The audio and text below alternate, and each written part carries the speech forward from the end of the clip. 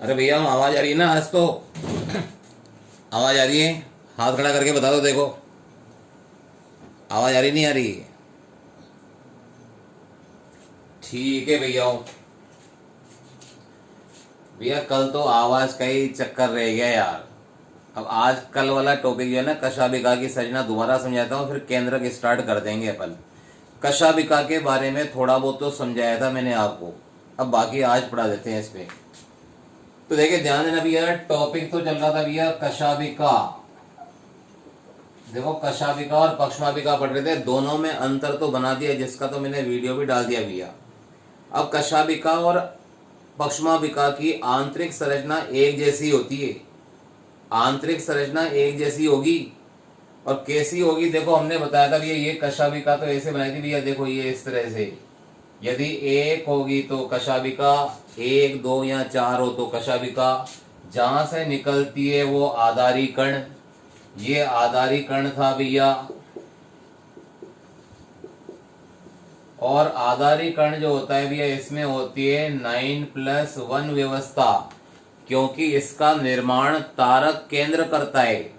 इसका निर्माण कौन करता है? तारक केंद्र। और तारक केंद्र में कौन सी व्यवस्था होती है? 9+1। और भैया आधारी कण को हमने और भी नाम दिया था भैया, ब्लीफेरोप्लास्ट, या इसका नाम एक और रखा था काइनेटोसोम। आधारी कण का नाम है और ये तारक केंद्र ने बनाया, तो व्यवस्था कौन सी है? 9+1। और जो ऊपर निकल रही भैया, इसका नाम है कशाबिका। ये कशाबिका, जब इसको काट के अंदर से देखेंगे तो कशाबिका पक्ष्माबिका एक जैसी होगी। बस अंतर ये है कि भैया जो पक्ष्माबिका होती है वो पक्ष्माबिका चारों तरफ बहुत सारी पाई जाती है। तो ये तो हमने बता दिया था। सभी में आधारी कण होता है भैया, सभी में आधारी कण। तो आधारी कण में तो कौन सी व्यवस्था है? आधारी कण का नाम क्या है? ब्लीफेरोप्लास्ट काइनेटोसोम। और आधारी कण में 9+1 व्यवस्था जैसी तारक केंद्र में थी, क्योंकि इसका निर्माण भी तो तारक केंद्र ने किया। अब बता रहे भैया, इसमें जो कशाबिका होती है, ये कशाबिका और ये पक्ष्माबिका, दोनों में अंतर आपको पता है भैया। और इसके बाद जो कशाबिका और पक्ष्माबिका होती है, इनको काट के, ये कशाबिका या पक्ष्माबिका, इसको 90 डिग्री पे काटे तो अनुप्रस्थ काट। और इसके अंदर व्यवस्था होती है भैया 9+2। 9+2। और अब बता रहे हैं कि इसके अंदर की जो अनुप्रस्थ काट होगी वो संरचना कैसी होगी। तो देखिए ध्यान देना भैया, देखो ये कशाबिका और पक्ष्माबिका की आंतरिक संरचना का डायग्राम बना रहे भैया। देखो इस तरह से बताया भी।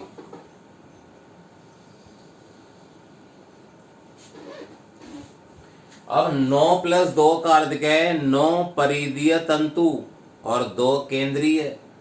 9 तो परिधि पर, तो भैया परिधि पर 9 स्थान लिख देते हैं भैया। देखो ये 1 हो गया, ये 2 हो गया, ये 3 हो गया, ये 4 हो गया, ये 5 हो गया, ये 6 हो गया, ये 7 हो गया। ये भी यहाँ पर 9 बता देते हैं, यहाँ 8 बता देते हैं, यहाँ 7 बता देते हैं, थोड़ा दूर दूर कर देते हैं, यहाँ 6, ये 5, यहाँ 4, यहाँ 3 कर देते हैं, और यहाँ कर देते हैं भैया 2। तो देखो परिधि पर कितने तंतु है भैया? परिधि पर तो 9, परिधि पर 9 है। अब 9 कैसे होंगे भैया? ए और बी सूक्ष्म नलिकाओं से बना, जबकि तारक केंद्र में क्या था? ए बी सी, 3 सूक्ष्म नलिकाएं थी वहां पर, और यहाँ पर 2 हैं भैया। देखो ये पहले वाले का बना दिया भी हमने इस तरह से। हर जगह पे 2-2 आएंगी, हर जगह पे 2-2 बताएंगे।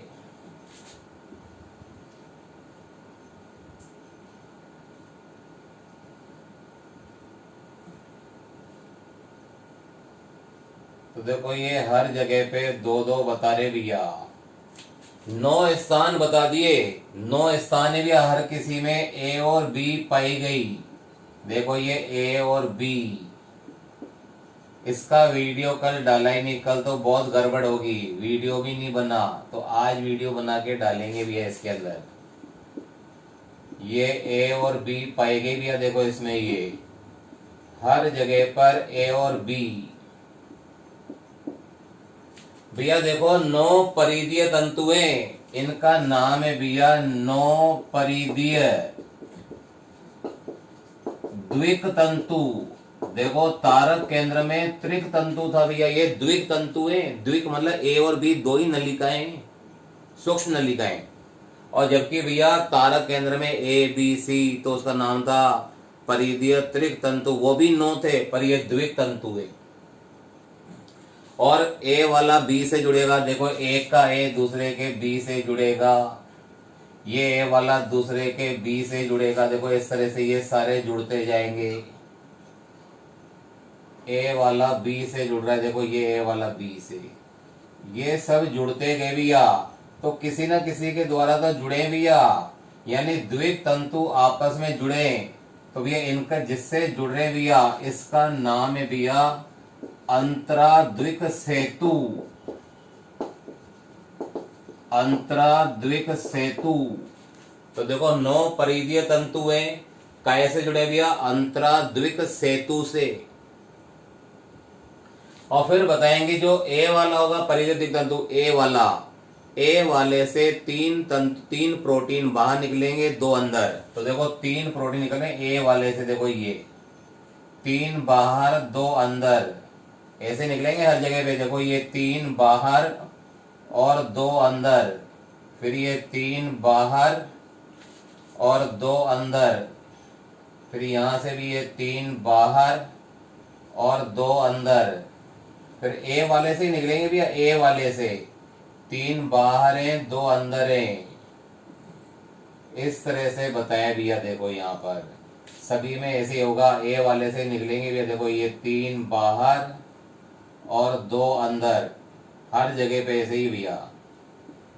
ये प्रोटीन के तंतु पाएंगे भैया, नाम नहीं देखा भैया एनसीईआरटी में, लेकिन बता रखा है भैया 3 प्रोटीन के तंतु बाहर और 2 अंदर तंतु है। तो 9 परिधीय द्विक तंतु हो गए। और भैया काय से जुड़े हैं? अंतराद्विक सेतु से। अब भैया 2 बताएंगे, ये तो 9 हो गए। अब 9 + 2 है, तो 2 कहाँ होंगे? केंद्र में। और तारक केंद्र में कितना था? 1। यहां बनाएंगे भैया 2। देखो ये 2 बनाने जा रहे हैं भैया, ये 2 बना दिए, यानी केंद्र में बनेंगे 2। ये 2 दोनों जुड़े हुए नहीं भैया, अलग अलग है, जुड़ेंगे अब। तो ये केंद्र वाले जो बनाए भैया, इसका नाम है यहां पर 2 केंद्रीय तंतु।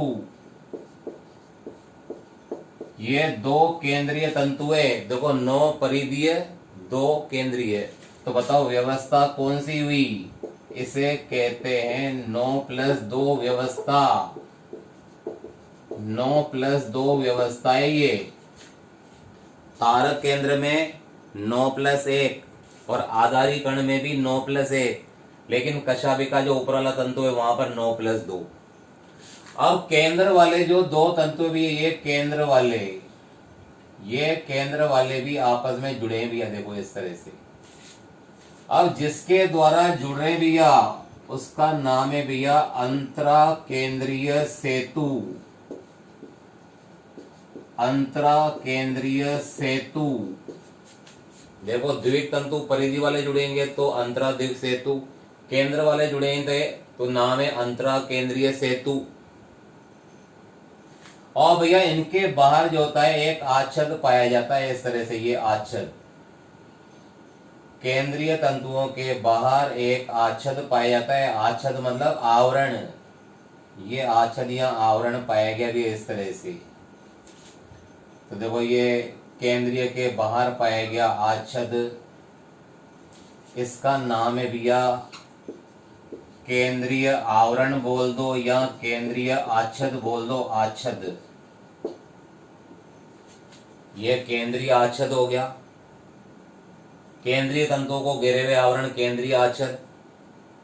अब जो परिधि वाले तंतु है वो केंद्रीय आच्छद से जुड़ेंगे भैया हमेशा, ए वाला।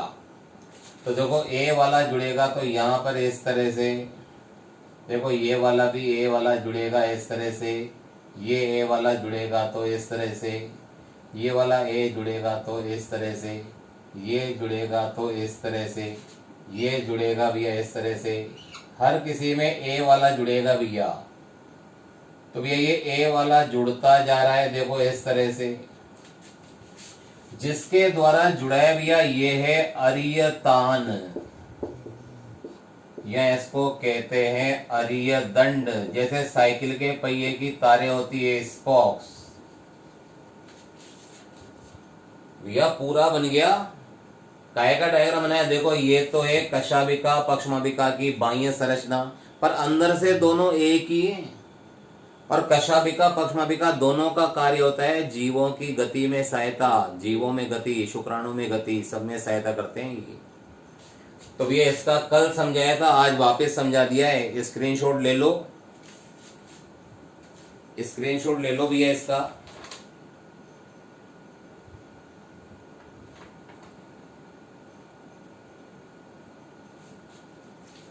तो भैया स्क्रीनशॉट भी हो गया। कोई समस्या है क्या भैया? भैया आज तो देखो तुम्हारे को कि नोट्स पहले भेज दिए, सारे नोट्स भेज दिए, जितना आज पढ़ाएंगे कल तक पढ़ाएंगे, नोट्स पूरे भेज दिए। दूसरी खास बात भैया, कल से ना थोड़ा टाइम जल्दी कर देंगे, 10-10 पे करें। आज है ना सभी बच्चों से निवेदन है भैया, मैसेज कर देना मेरे व्हाट्सएप पे। एक तो है भैया सवेरे 8:10 से लेके 9:10 1 घंटा, यहाँ पर इधर पढ़े भैया 10:15 से लेकर के और 11:05 तक। भाई कम से कम 50 मिनट तो चाहिए ना भैया, सिलेबस भी तो देखना है। फिर आप पेपर उठा के देख लो भैया, हमारे नोट्स पिछले साल के सभी बच्चों के नंबर आ रहे हैं अभी, जो भी 12वीं के साथ। ठीक है थोड़े से नंबर कम रहेंगे, सिलेक्शन होता ही नहीं होता तो बाद में पता चलेगा, लेकिन जो 12वीं के साथ 510 नंबर तक पहुंचे, 520 तक, और जिन्होंने एलन में 1 साल तैयारी करी उनके नंबर भी भैया 590। तो 50 मतलब अपने क्या है, इतनी तैयारी कर लें कि यहाँ से थे 12वीं के साथ ही, तो अब तुम्हारा तो बोर्ड हो जाएगा। अच्छी तरह पढ़ो, हो सकता है 11वीं के बाद ही नीट देना पड़े। चले ध्यान देना भैया, ये हो गया कशाभिका। ये चप्पू के समान, चप्पू होता है ना, चप्पू, चप्पू क्या होता है, नाव वाले जो होते हैं नाव को आगे बढ़ाने के लिए पतवार का काम करते हैं, वो चप्पू होता है। तो भैया उस चप्पू की बात कर रहे हैं अपन। बढ़िया, अब तो एक केंद्रक जो कल वापस स्टार्ट किया था वो तो मैंने समझा दिया कल वाला, तो अब ध्यान देना भैया।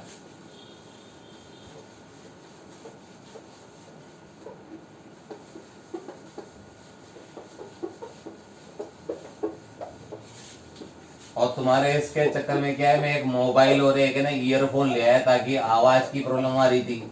मोबाइल ही नया ले आया तो मैंने कहा थोड़ा क्लियर देखेगा, क्वालिटी बढ़िया हो जाएगी। मैंने कहा ताकि पढ़ा रहे हैं तो बच्चों को समझ में तो आए।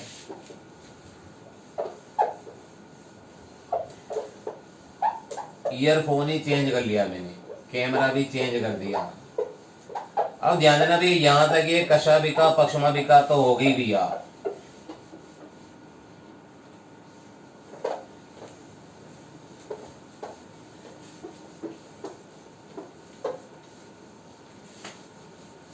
अब ध्यान देना भी, हमारा अगला टॉपिक है भैया केंद्रक। कोशिका में अगला टॉपिक है भैया केंद्रक, और केंद्रक को कहते हैं भैया न्यूक्लियस। ये केंद्रक। अब यह केंद्रक जो है ना, इसके पहले सुनना भैया, सबसे पहले केंद्रक की खोज करी थी रॉबर्ट ब्राउन ने। रॉबर्ट ब्राउन, देखो कोशिका की खोज करी थी रॉबर्ट हुक ने 1665, और भैया केंद्रक की खोज करी थी रॉबर्ट ब्राउन ने और 1831। तो पहला बताएंगे क्या, इसका खोजकर्ता, इसका खोज करता है भैया रॉबर्ट ब्राउन 1831। आर्किड पौधे की कोशिका में करी थी भैया। जैसे रॉबर्ट हुक ने कोशिका, मृत कोशिका देखी थी कॉर्क, यहां बताएंगे भैया आर्किड के पौधे में। तो यहां बताएंगे भैया आर्किड के पौधे की कोशिका में। तो रॉबर्ट ब्राउन खोज करता है भैया, और इसने खोज करी, रॉबर्ट ब्राउन ने 1831 में आर्किड के पौधे की कोशिका में केंद्रक की खोज की। अब केंद्रक क्या होता है भैया? कोशिका का डायरेक्टर, निर्देशक, नियंत्रण केंद्र, क्योंकि ये कोशिका की सारी क्रियाओं का, जैविक क्रियाओं का नियंत्रण करता है। तो भैया दूसरा पॉइंट है इसके अंदर, केंद्रक का नाम क्या है भैया? इसको कहते हैं कोशिका का नियंत्रण केंद्र, कोशिका का नियंत्रण केंद्र, या इसको कहते हैं भैया निर्देशक, या इसको कहते हैं डायरेक्टर। आता है भी, ये भी नीट में आ चुका है। डायरेक्टर ऑफ सेल कौन है? केंद्रक। और क्यों है भैया? क्योंकि कोशिका की जैविक क्रियाओं का नियंत्रण करता है, क्योंकि कोशिका की जैविक क्रियाओं का नियंत्रण करता है। तो भैया कोशिकाओं की जैविक क्रियाओं का नियंत्रण करता है। ये दूसरा पॉइंट हो गया भैया, कोशिका की जैविक क्रियाओं का नियंत्रण करता है। अब तीसरा पॉइंट, एक कोशिका में एक ही केंद्रक होता है, पर भैया पैरामीशियम में दो। पैरामीशियम जो है जंतु है, और वाउचेरिया शैवाल के अंदर अनेक। तो यहां बताएंगे क्या? प्राय एक कोशिका में एक केंद्रक, एक कोशिका में एक केंद्रक होता है भैया। लेकिन बताएंगे भैया पैरामीशियम में, पैरामीशियम जंतु है भैया, पैरामीशियम में दो केंद्रक, पैरामीशियम में दो केंद्रक होते हैं। पहले तो एक होता है एक कोशिका में एक, लेकिन पैरामीशियम में दो। और भैया वाउचेरिया एक शैवाल है, वाउचेरिया शैवाल में अनेक केंद्रक, बहुत सारे केंद्रक होते हैं भैया। अब यदि अनेक केंद्रक है, देखो कोशिका में एक, पैरामीशियम में दो, वाउचेरिया में अनेक केंद्रक। यदि पौधों की एक कोशिका में अनेक केंद्रक पाए जाते, तो भैया उसका नाम होता है, उसका तो एक केंद्रक है तो नॉर्मल सी बात है, पर एक कोशिका में अनेक केंद्रक होते हैं तो उसे कहते हैं सहकोशिका, या उसका नाम है सीनोसाइटिक। तो यहां बताएंगे क्या? जब एक पादप कोशिका में अनेक केंद्रक पाए जाते, तो भैया एक पादप कोशिका में अनेक केंद्रक पाए जाते, तो उसे सहकोशिकीय या सीनोसाइटिक अवस्था कहते हैं। तो भैया सीनोसाइटिक अवस्था नाम दे रहे हैं एक कोशिका में अनेक केंद्रक पौधों में। और यदि यही जंतुओं में हो तो भैया जंतुओं में अब बहुत सारे केंद्रक है तो बहु केंद्रकी कह दे।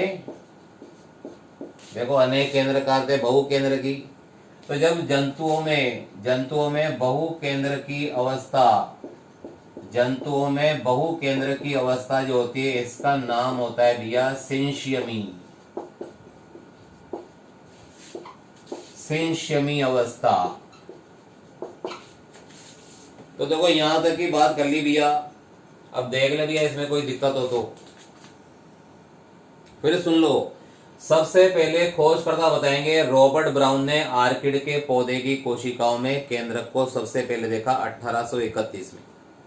फिर बता इसको कोशिका का नियंत्रण केंद्र, निर्देशक, डायरेक्टर कहते हैं, क्योंकि यह कोशिका की जैविक क्रियाओं का नियंत्रण करता है। फिर बताएंगे भैया एक कोशिका में एक केंद्रक होता है, लेकिन पैरामीशियम में दो केंद्रक, वाउचेरिया शैवाल में अनेक केंद्रक होते हैं। कोई दिक्कत है भैया? अनेक केंद्रक होते हैं। फिर बताएंगे भैया जब एक पादप कोशिका में अनेक केंद्रक पाए जाते हैं तो उसे सहकोशिका या सीनोसाइटिक अवस्था कहते हैं। और जंतुओं में ऐसा होता है तो क्या कहते हैं? बहुकेंद्रिक अवस्था को सिंशियमी अवस्था कहते हैं। ले लो भैया इसका स्क्रीनशॉट ले लो एक बार।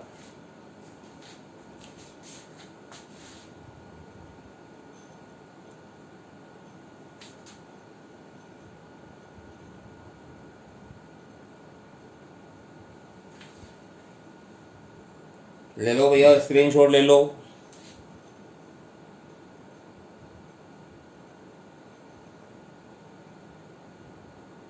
स्क्रीनशॉट ले लो भैया। अरे आवाज आ रही है नहीं आ रही है भैया, हाथ खड़ा करके बता दो।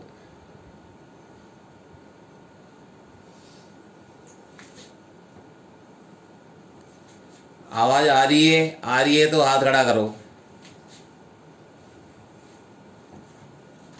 भैया। आवाज आ रही हो तो हाथ खड़ा करना, आवाज नहीं आ रही हो तो हाथ खड़ा मत करना। ठीक है चलो, आवाज आ रही है मतलब, ठीक है, अच्छी बात है भैया, अच्छी बात है।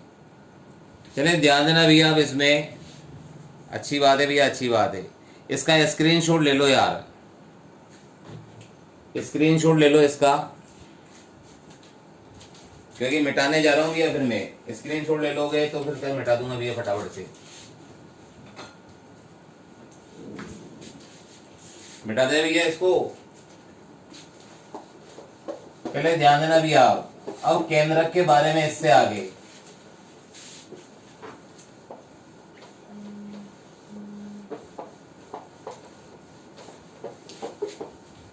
तो भैया इसके आगे की बात जो है उसको भी सुन लेना भैया। चलिए ध्यान देना भैया, थोड़ा सा और सुन लेना भैया इसके बारे में, क्योंकि अभी भी क्या है, देखो क्लास के बीच में तो बात कर ही नहीं सकते रहते तो अपन, लेकिन फिर भी अपन बात कर लेते हैं भैया। एक बार सुन लेना भैया अब इसको।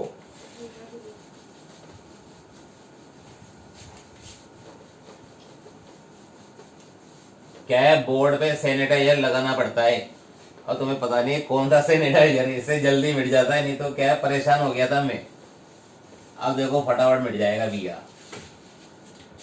अब ध्यान देना भैया, अब केंद्रक की संरचना समझा रहा हूं। केंद्रक की संरचना देखो, संरचना कैसी होगी, ध्यान देना भैया। देखो केंद्रक जो होता है ये कोशिका बनाई, कोशिका के अंदर केंद्रक, प्राय एक केंद्रक की बात करते हैं। अब इस केंद्रक की संरचना कैसी होगी भैया, इस तरह से बता रहे भैया, बहुत इंपॉर्टेंट है भैया, सुनना अच्छे तरह से।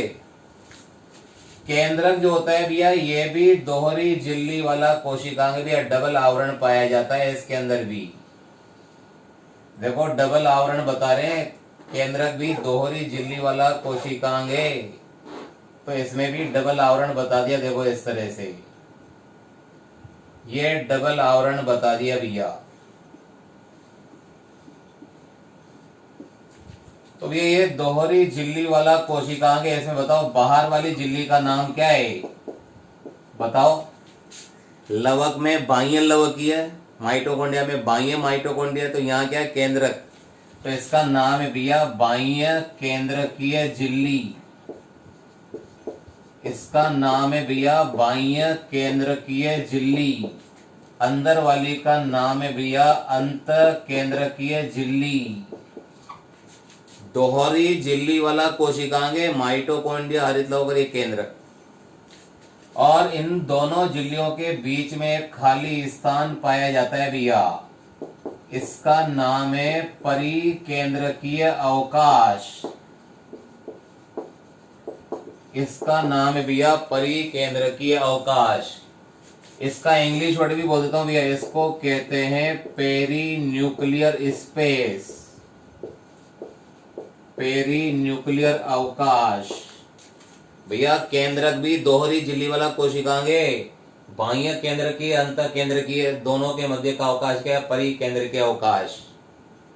और इनमें यहाँ पर बीच बीच में ये छिद्र भी पाए जाते हैं भैया, ये छिद्र, इन छिद्रों को कहते हैं केंद्रकीय रंध्र, ये केंद्रकीय रंध्र। पहले यहाँ तक देख लो भैया, कोई दिक्कत हो तो यहाँ तक देख लो, कोई दिक्कत हो तो भैया, कोई दिक्कत हो तो देख लो।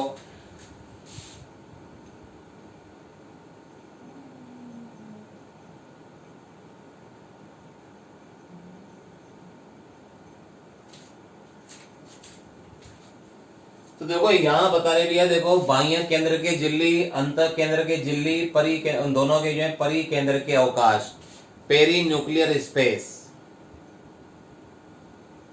और भैया ये जो छिद्र होते हैं, ये छिद्र होते हैं केंद्र के रंध्र, इनका होता है भैया 300 से 400 एंगस्ट्रोम का व्यास होता है भैया इनका। इन छिद्रों का व्यास है 300 से 400 एंगस्ट्रोम, इनका व्यास है भैया ये। और भैया दूसरी खास बात बता रहे भैया, इसमें दोनों झिल्लियों के बीच में जो खाली स्थान है परी केंद्र के अवकाश, ये होता है भैया, इसके भी दे रखा है, इसका दे रखा है भैया टोटल हमारे इसके अंदर 10 से लेके 15, 10 से 50 नैनोमीटर। बताओ नैनोमीटर क्या होता है? 10 की घात -9। और एंगस्ट्रोम क्या होता है? 10 की घात -10। भैया एंगस्ट्रोम क्या होता है? 10 की घात -10 मीटर। और ये नैनोमीटर क्या होता है? नैनोमीटर भी 10 की घात -9 मीटर। ये तो एंगस्ट्रोम बताए भैया। अब ध्यान दे भैया, ये केंद्रक झिल्ली होगी। बाह्य केंद्र के झिल्ली पर राइबोसोम भी पाए जाते हैं, राइबोसोम। तो भैया बाह्य केंद्र के झिल्ली पर ये पाए जाते हैं राइबोसोम, अंदर वाली पे नहीं होंगे भैया। केंद्र की बाह्य झिल्ली पर ये राइबोसोम पाए जाते हैं, ये राइबोसोम।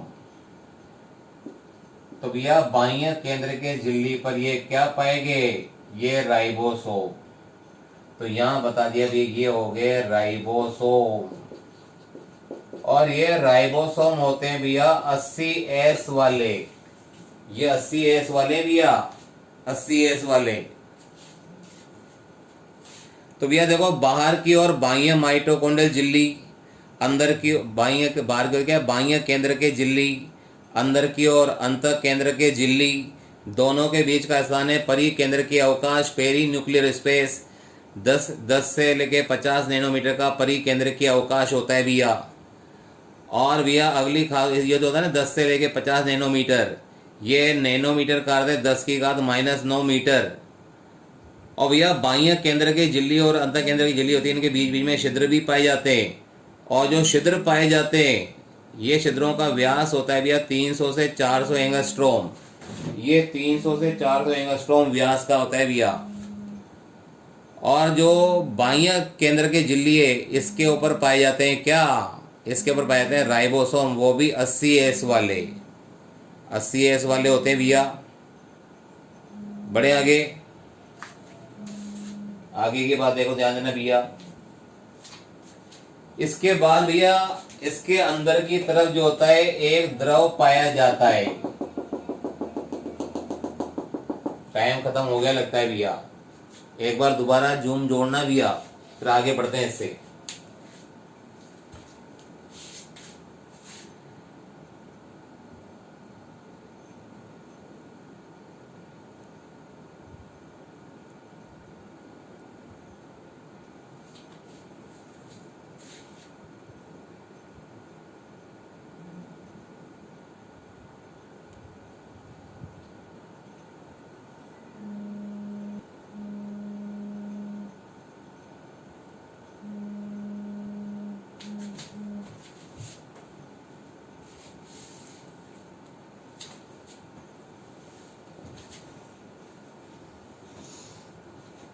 ये सही है ना? ऐसे ही अब आपको चालू करना पड़ेगा।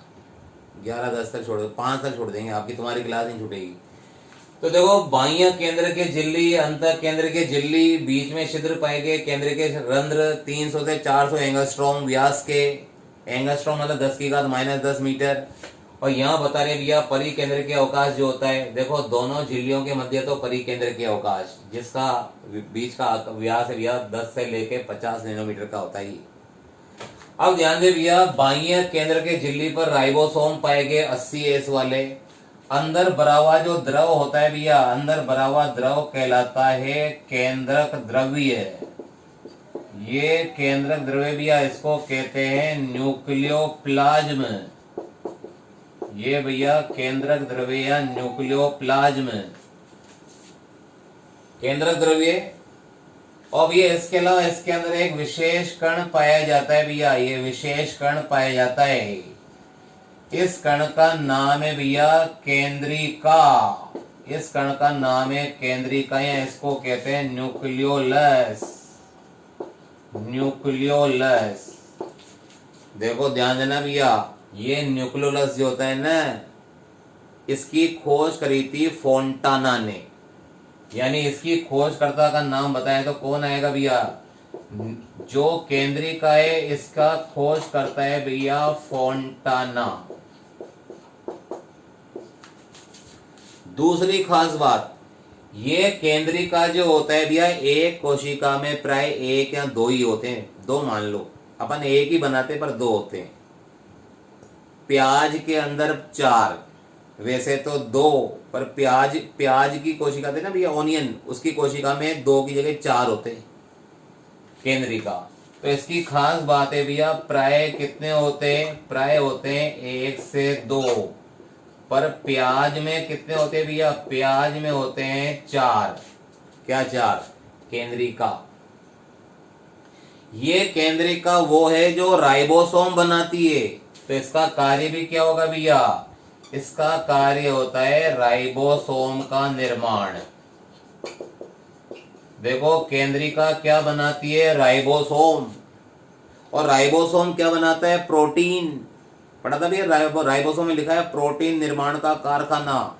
यानी प्रोटीन बनाएगा राइबोसोम और राइबोसोम बनाएगा केंद्रिका। और भैया इसके अलावा गुणसूत्रों का जाल पाया जाता है। जैसे हमारी कोशिका में 46 गुणसूत्र होते हैं, वो 46 गुणसूत्रों का जाल पाया जाता है भैया। ये जाल पाया जाएगा, देखो इस तरह से। ये तो ये गुणसूत्रों का जाल है, तो ये इसको कहते हैं गुणसूत्र जालिका।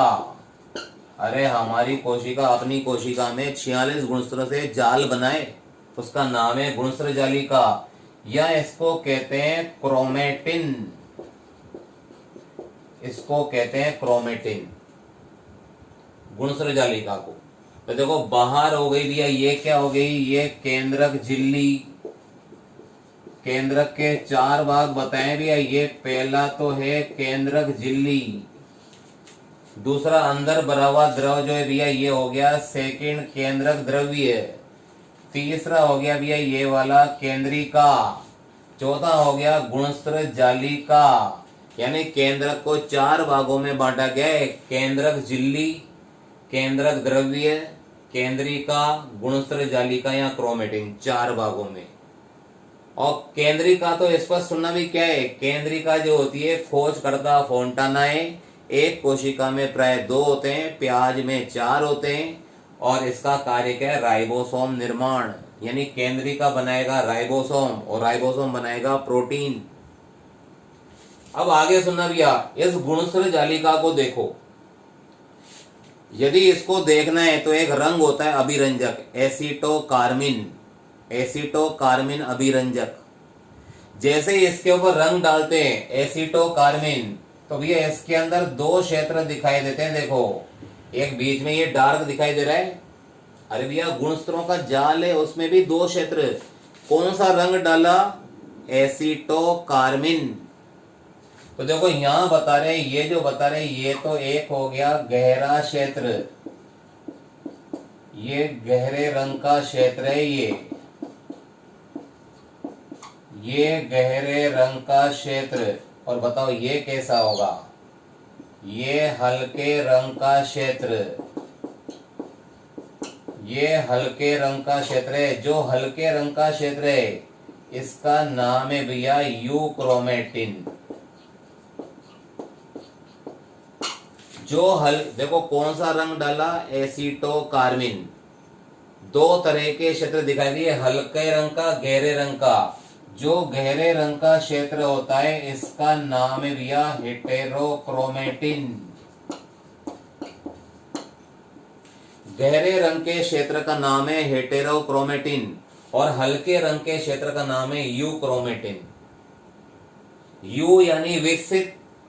विकसित का अर्थ लिया डीएनए से बना है। अरे केंद्रक में तो डीएनए होता है। तो भैया ये किससे बना है भैया? डीएनए युक्त। यदि डीएनए है तो भैया हल्के रंग का है। देखो रंग, मैंने बालों में रंग लगाया, रंग वहां चढ़ता है जहां प्रोटीन हो। तो भैया जो ये हेटेरोक्रोमेटिन ये गहरे रंग का है, इसका अर्थ क्या है भैया? ये प्रोटीन युक्त है।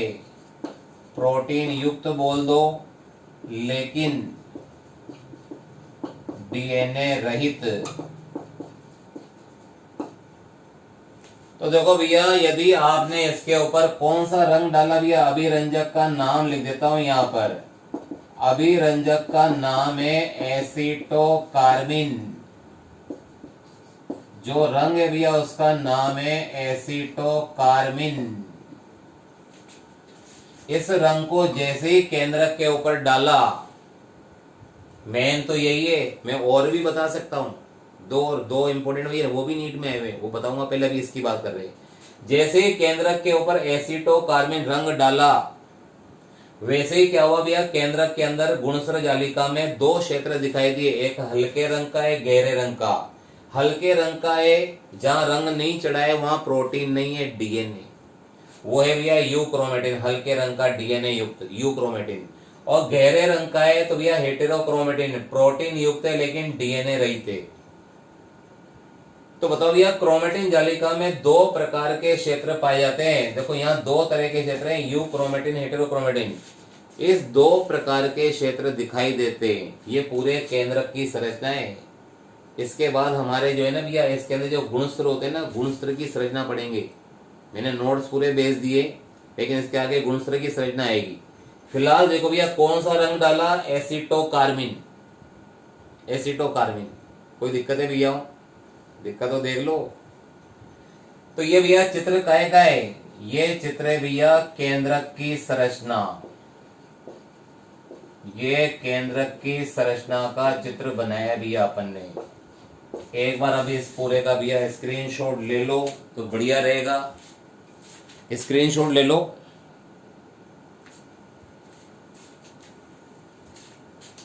स्क्रीनशॉट ले लो भैया, इसका देख लो, कोई समस्या हो तो देख लो। केंद्रक का चित्र हो गया है।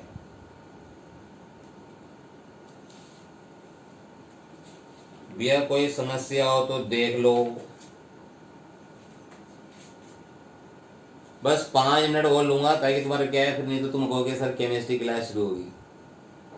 भैया मैंने तुम्हारे से पूछा भी था, यहाँ तो 8-10 से 9-10 करते हैं फिजिक्स से पहले। मेरे व्हाट्सएप पे आज याद करके लिख के भेजना कौन सा वो टाइम चाहते हैं, और कौन सा यही चाहते हैं कि बस टाइम जो है 10-10 से लेके और 11 बजे तक करते हैं। यहाँ तो यही टाइम पड़ा है, तो लिख के भेज देना, जो बहुमत होगा उसी को मान लेंगे। अब भैया ये पूरा डायग्राम हो चुका है, और डायग्राम को मिटा देते हैं भैया, क्योंकि लैंग्वेज मैंने पूरी यही भर दी है। आप लैंग्वेज पढ़ोगे तो मजे में मस्त रहोगे भैया। अब इस केंद्रक को देखने के लिए दो रंग और हैं भैया, दो रंग। तो देखो, एक मेन रंग तो यही है भैया, इम्पोर्टेंट। एक अन्य अभिरंजक बता रहा हूं भैया, अन्य अभिरंजक। अन्य अभिरंजक का नाम है भैया फ्यूलजेन। फ्यूलजेन। ये दोनों भैया लेबोरेटरी प्रयोगशाला में बनाए। एक ऐसा भी रंग है जो पौधे से प्राप्त होता है, पौधे से, उसको कहते हैं जैविक अभिरंजक। ये तो दोनों प्रयोगशाला में बनाए। ज्यादातर कौन सा काम आता है, एसीटोकार्बिन। पर भैया लेसन नंबर 5 के अंदर उसका नाम दे रखा है जो जैविक अभिरंजक है, और वो नीट में 5-6 बार आया भैया। मतलब केंद्रक को देखने के लिए, गुणसूत्र जालिका को देखने के लिए, दो क्षेत्रों को देखने के लिए कौन से रंग का उपयोग करते हैं, प्राय तो एसीटोकार्बिन। पर एक बार भैया नीट के अंदर एसीटोकार्बिन तो आंसर में ही नहीं था, आंसर में नहीं था, तो फिर कौन सा आएगा, फ्यूलजेन। और फिर एक जैविक अभिरंजक भी है भैया, एक जैविक अभिरंजक का नाम बता रहा हूं भैया। जैविक अभिरंजक एक पौधे से प्राप्त होता है, और इसका नाम है भैया हेमेटॉक्सिलिन। इसका नाम है भैया haematoxylin. Very very very important. जैसे अपन सवेरे सवेरे पहले बैच पढ़ाते ना, उसमें very very first good morning बोलते हैं। ये आज के इन सब में से सबसे पहले नंबर का क्वेश्चन। केंद्रक को देखने के लिए कौन सा जैविक अभिरंजक, हेमेटॉक्सिलिन। एक पौधा है पतंगा, उससे प्राप्त होता है। कहां से प्राप्त है, पतंगा के पौधे से। तो भैया ये भी प्राप्त हो गया।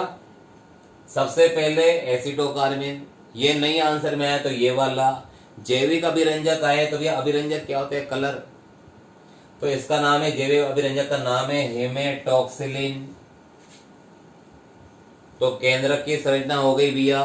फिर केंद्रिका का कार्य आ जाता है भैया। केंद्रिका का कार्य क्या है भैया, राइबोसोम का निर्माण। चलो तुम्हारा टाइम हो रहा है भैया। आज मुझे भैया टाइम लिख के बता देना, क्योंकि अब तो क्या है, मोबाइल वगैरह सब चेंज हो गए, अब से आवाज भी आएगी, सब चीजें होगी। जिसको आवाज नहीं आ रही वो भी लिख के भेजना। हालांकि कृष्णा के मोबाइल में शायद प्रॉब्लम आ रही है भैया। यहाँ तो एक काम करना भैया कृष्णा, जैसे ये ईयरफोन आते हैं ना, ये वाले लेकर के, हो सकता है आवाज कम आ रही हो तो ईयरफोन को कान में लगा देना भैया, आवाज आएगी। ठीक है, बाय भैया।